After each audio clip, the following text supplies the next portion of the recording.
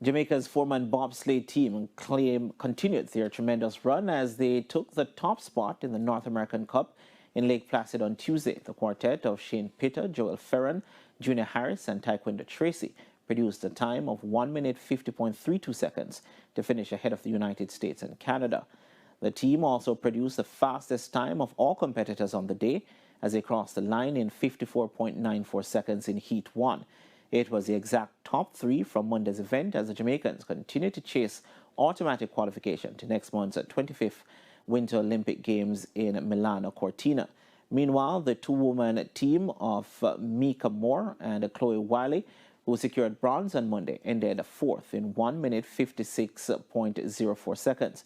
The event was won by Canada. Jamaica's other pair of Adana Johnson and Audrey Green did not finish Heat 2, having done 58.23 seconds in Heat 1.